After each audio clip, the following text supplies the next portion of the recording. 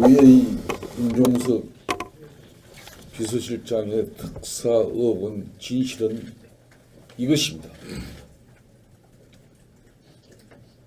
MB와 UA 간의 원전 수주와 관련해서 뒷거래가 있었던 것처럼 판단하고 뒷조사를 하다가 일어난 참사입니다. 결론은 문재인 대통령이 와서 직접 사과하든지 대통령의 핵심 측근이 와서 사과하지 않으면 그냥 잊지 않겠다는 단호한 입장이 있었기 때문에 임종석 실장이 문재인 대통령의 중국 순방을 앞둔 그 긴박한 시기에 UA로 날아갈 수밖에 없다는 현지의 제보가 있습니다. 어제 신임 원내대표가 함께 방통위를 함께 방문하고 왔습니다. 그런데 우리 당 원내 지도부의 방통위 항의 방문 기사가 무려 3시간 동안이나 느닷없이 사라지는 일이 발생했습니다.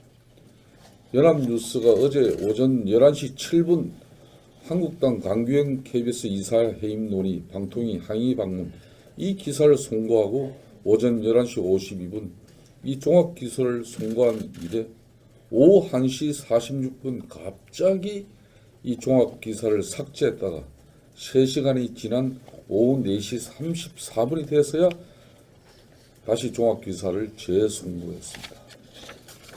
국가기관 통신사인 연합뉴스에 과연 정권의 애압이 없었다면 가능한 일이겠는가 의심하지 않을 수 없습니다. 어제 우리가 항의 방문을 다녀간 이후 정권과 노조등에서 방통위에 심한 압력을 가했다는 얘기도 돌고 있습니다. 또 방통위 허욱 부위원장은 항의 방문 이후에 집권당 민주당 방통위 신모위원에게 상황을 설명하느라 진땀을 흘렸다는 얘기도 있습니다. 정말로 무리하고 치졸한 이런 끊임없는 언론 장악을 위한 언론 탄압행위 문재인 정권에서 자행되고 있다는 사실을 우리 국민과 언론 여러분들 꼭 여러분들 챙겨보시길 바라겠습니다. 자, 우리 대통령도 법 아래 대통령이고 국회의원도 법 아래 국회의원입니다. 그럼에도 불구하고 문재인 대통령은 헌법과 법률에 위반된 행위를 반복해서 자행하고 있습니다. 최근 강정마을 불법 시위꾼들에 대한 구상금 소송에서 법원의 조정에 응하는 그런 형식을 통해서 소송을 취하했습니다. 그런데 그 소송을 취하하는 과정에 국무회의 의결이라는 대한민국 정부 수립 이후 최초로 국무회의 의결을 통해서 소를 취하했습니다. 왜 그랬겠습니까? 국민의 혈세가 수백억이 들어가 그런 불법 시위 사건에 대한 소송이었습니다. 소를 취함으로 인해서 우리 혈세가 엄청나게 들어가게 되어 있습니다.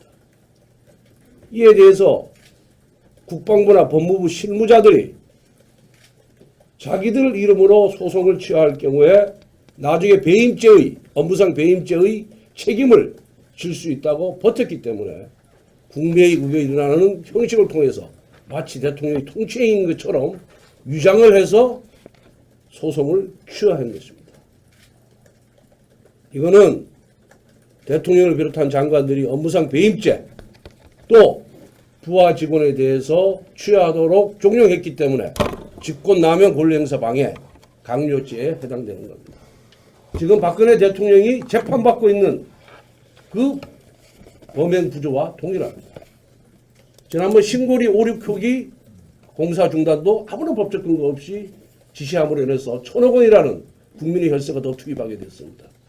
그것도 동일한 구조입니다. 세상에 소송 취하하는데 국내 의결한 거 여러분들 보셨습니까? 그만큼 실무자들은 강하게 반발을 했고 그걸 무마하기 위해서 국내 의결이라는 절차를 거친 것입니다.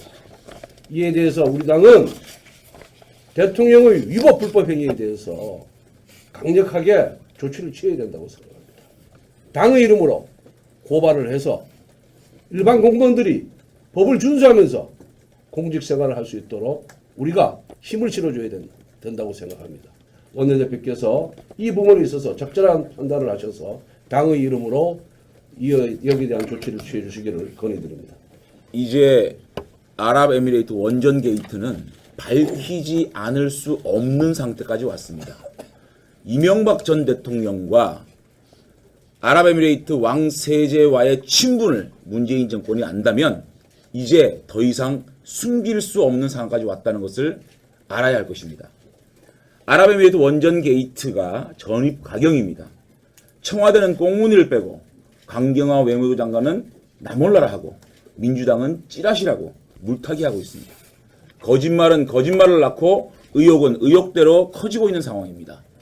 오늘은 임종석 비서실장의 특사 파견이 아랍에미리트 왕세제가 날짜까지 콕 찍어주고 방문 대상자까지 콕 찍어주었다는 의혹이 불거졌습니다.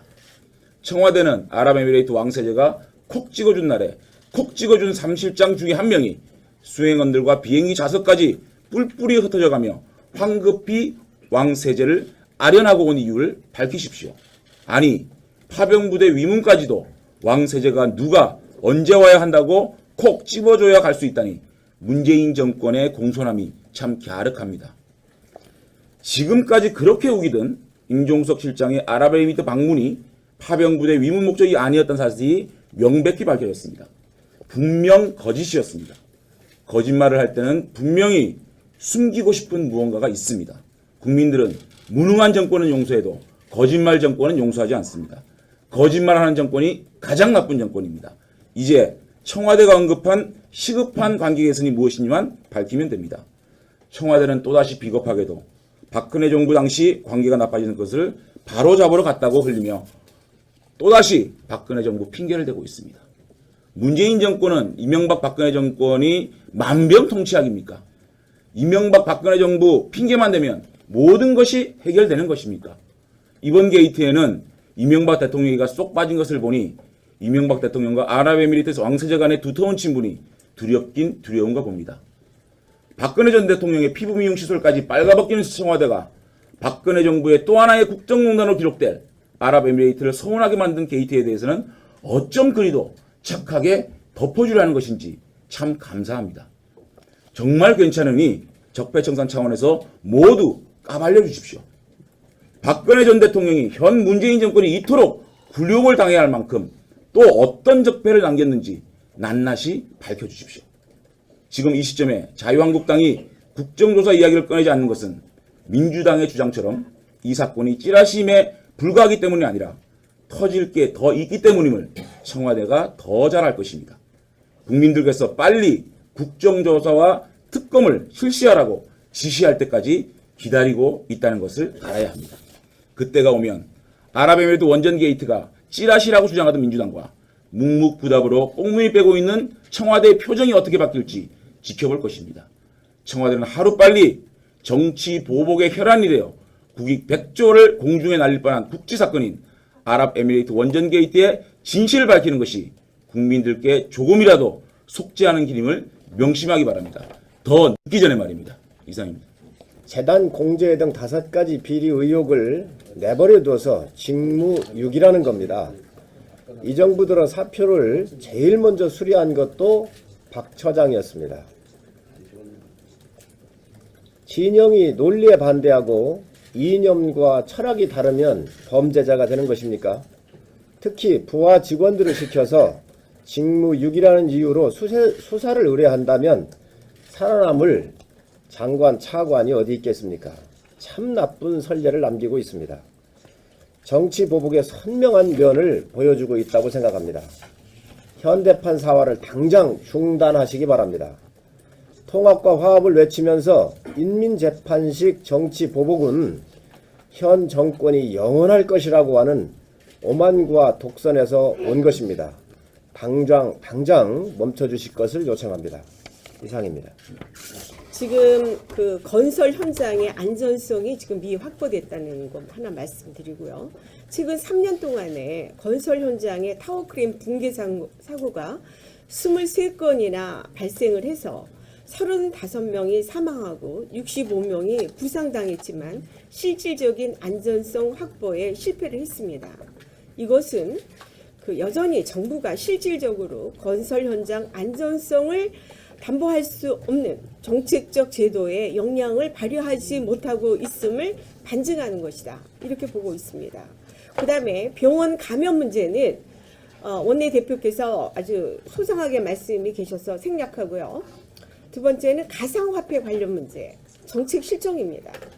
이 가상화폐와 관련한 정부의 정책 부재에 대한 우려가 있었지만 결국 19일에 비트코인 거래소의 파산으로 시장에 혼란만 초래를 했습니다. 또 그 설치 근거도 없는 우리 그 국감 때 모든 진상조사위가 설치 근거가 없는데 그 역사교과서 진상조사위에 고개를 숙인 교육부입니다.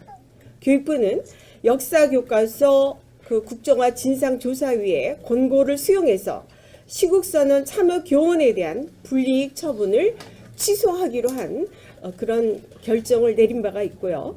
어제 그 외교안보 장관이 법사위에 나와서 답변하는 걸 봤습니다. 참 과간이었습니다. UAE 문제 전부 다 모르쇠로 일관하고 그다음에 중국의 그 외교 문제 이것도 역시 다 모른다로 일관한 그런 과간인 것을 봤는데 앞에서들 많이 말씀하셨기 때문에 중요한 더 이상 말씀은 드리지 않지만 책임지는 그 정부의 모습을 좀 봐야 되지 않을까 이렇게 생각합니다. 이상입니다. 입장이 있었기 때문에 임종석 실장이 문재인 대통령의 중국 순방을 앞둔 그 긴박한 시기에 위해로 날아갈 수밖에 없다는 현지의 제보가 있습니다. 어제 신임 원내대표와 함께 방통위를 함께 방문하고 왔습니다. 그런데 우리 당 원내 지도부의 방통위 항의 방문 기사가 무려 3시간 동안이나 느닷없이 사라지는 일이 발생했습니다. 연합뉴스가 어제 오전 11시 7분 한국당 강규영 KBS 이사 해임 논의 방통위 방문 이후에 집권당 민주당 방통위 신모위원에게 상황을 설명하느라 진땀을 흘렸다는 얘기도 있습니다. 정말로 무리하고 치졸한 이런 끊임없는 언론 장악을 위한 언론 탄압행위 문재인 정권에서 자행되고 있다는 사실을 우리 국민과 언론 여러분들 꼭 여러분들 챙겨보시길 바라겠습니다. 자, 우리 대통령도 법 아래 대통령이고 국회의원도 법 아래 국회의원입니다. 그럼에도 불구하고 문재인 대통령은 헌법과 법률에 위반된 항의 방문 이 기사를 송고하고 오전 11시 52분 이 종합기사를 송고한 이래 오후 1시 46분 갑자기 이 종합기사를 삭제했다가 3시간이 지난 오후 4시 34분이 돼서야 다시 종합기사를 재송고했습니다. 국가기관 통신사인 연합뉴스에 과연 정권의 애압이 없었다면 가능한 일이겠는가 의심하지 않을 수 없습니다. 어제 우리가 항의 방문을 단행한 이후 정권과 노조동에서 방통위에 심한 압력을 가했다는 얘기도 돌고 있습니다. 또 방통위 허욱 부위원장은 항의 행위를 반복해서 자행하고 있습니다. 최근 강정마을 불법 시위꾼들에 대한 구상금 소송에서 법원의 조정에 응하는 그런 형식을 통해서 소송을 취하했습니다. 그런데 그 소송을 취하하는 과정에 국무회의 의결이라는 대한민국 정부 수립 이후 최초로 국무회의 의결을 통해서 소를 취하했습니다. 왜 그랬겠습니까? 국민의 혈세가 수백억이 들어가 그런 불법 시위 사건에 대한 소송이었습니다. 소를 취함으로 인해서 우리 혈세가 엄청나게 들어가게 되어 있습니다. UAE 임종석 비서실장의 특사 의혹은 진실은 이것입니다.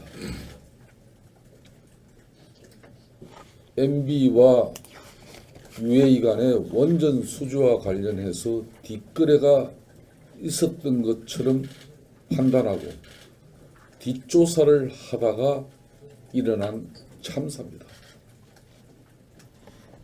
결론은 문재인 대통령이 와서 직접 사과하든지 대통령의 핵심 측근이 와서 사과하지 않으면 그냥 잊지 않겠다는 단호한